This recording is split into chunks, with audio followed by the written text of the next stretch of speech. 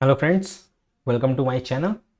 And आज का जो हमारा टॉपिक है वो है जावा फंडामेंटल्स। आज हम लोग समझेंगे कि जावा फंडामेंटल्स क्या हैं। हम लोग जावा की बेसिक समझने की कोशिश कर रहे हैं। पिछले वीडियो अगर आपने देखा होगा तो मैंने उसमें एक बेसिक हेलो वर्ल्ड का प्रोग्राम बना के दिखाया था, जिसमें क्लास बनाई थी, मेन मेथड बनाया था और हेलो वर्ल्ड को प्रिंट किया था। तो ये उसी का सेकंड प्रोग्राम है। हम लोग जावा फंडामेंटल्स को समझेंगे, जावा के बेसिक बिल्डिंग ब्लॉक्स क्या होते हैं, जावा का कोड लिखने से पहले हमें क्या क्या चीज़ें पता होनी चाहिए। जो प्रोग्राम मैंने आपको हेलो वर्ल्ड का बना के दिखाया था उसका रीज़न सिर्फ ये था कि आपको फंडामेंटल आइडिया लग जाए कि कोड लिखते कैसे। चलिए ठीक है, स्टार्ट करते हैं। आज का जो हमारा पहला टॉपिक है वो है आइडेंटिफायर, दूसरा है Java keyword. Sorry, let me open the pen. Yes, तो आइडेंटिफायर्स क्या होते हैं हम ये समझेंगे, जावा कीवर्ड्स क्या हैं, डेटा टाइप्स क्या हैं एंड लेटर्स क्या हैं। ये हमारा आज का एजेंडा हो सकता है। इसको स्प्लिट करना पड़ जाए दो पार्ट में, क्योंकि मैं 10 मिनट से ऊपर की वीडियोस नहीं बनाऊंगा, 5 से 7 मिनट के बीच की ही वीडियोस होंगी। ठीक है, समझते हैं आइडेंटिफायर्स क्या होते हैं। जावा में कोई भी नाम जो हम लिखते हैं उसको हम उसका आइडेंटिफायर कहते हैं। जैसे कि मेरा नाम नितिन सिंह है, तो नितिन मेरा आइडेंटिफायर है।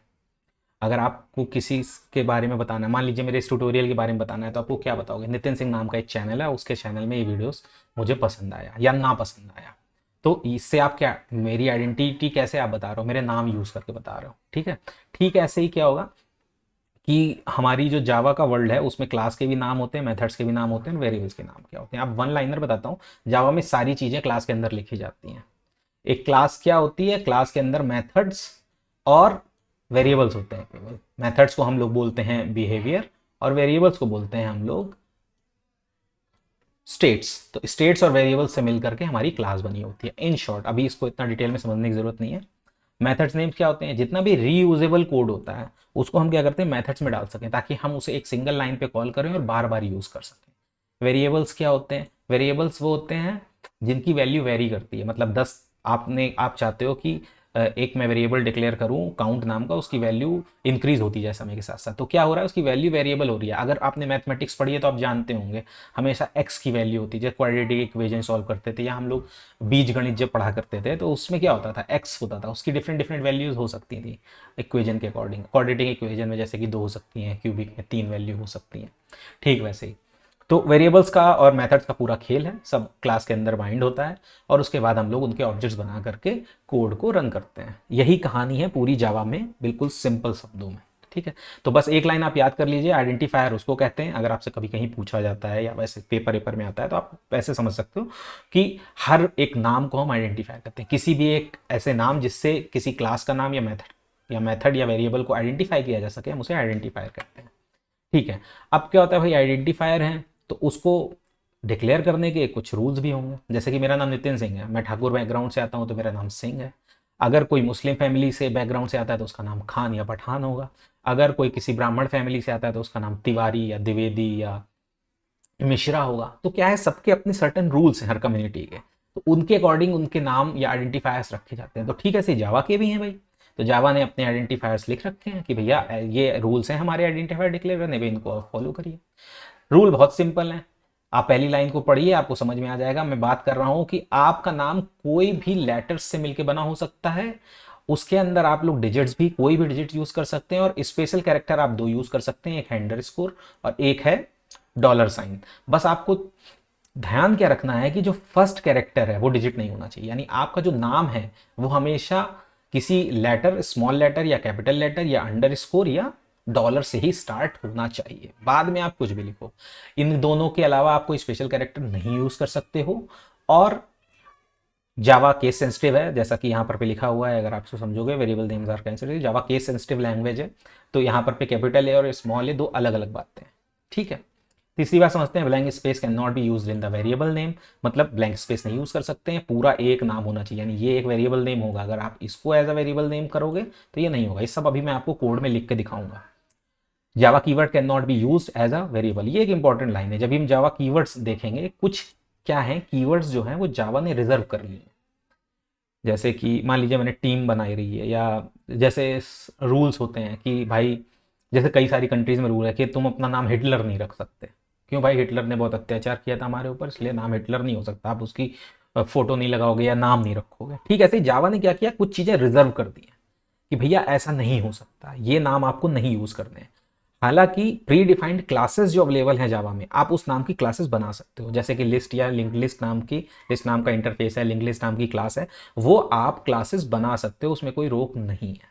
लेकिन जनरलाइज टर्मिनोलॉजी यही है कि जावा के कीवर्ड्स को हम लोग यूज नहीं कर सकते, इसीलिए मैंने यहाँ पर लिखा है कि वेरिएबल्स के लिए इसको यूज नहीं कर सकते, मेथड्स और क्लास के ऊपर वो एप्लीकेबल नहीं होता है। ठीक है, there is no limit on the length of the variable name but by convention it should be between 4 to 15। तो मैं पहले कन्वेंशन रूल्स के बारे में बता देता हूँ आपको। कन्वेंशन टर्मिनोलॉजी जब हम यूज करते हैं तो इसका मतलब ये है कि हम आपको बोल रहे हैं कि ऐसा करना चाहिए, ये कन्वेंशन फॉलो करना चाहिए, ऐसा जरूरी नहीं है। रूल्स मतलब वो जरूरी है, अगर आप ऐसे नहीं लिखोगे तो कंपाइलर आपको एरर दे देगा या वो गलत प्रोग्राम माना जाएगा। ठीक है, तो दोनों अलग चीजें हैं। कन्वेंशन के हिसाब से आपका 4 से 15 के बीच में होना चाहिए, जो कि एक सही लेंथ होती है। आपको कभी गिनने की जरूरत नहीं है जब आप डिक्लेयर कर रहे हो, आपका जो नाम है बस वो मीनिंगफुल होना चाहिए। आपके वेरिएबल या क्लास या मेथड के नाम से पता चलना चाहिए कि इसका पर्पस क्या है।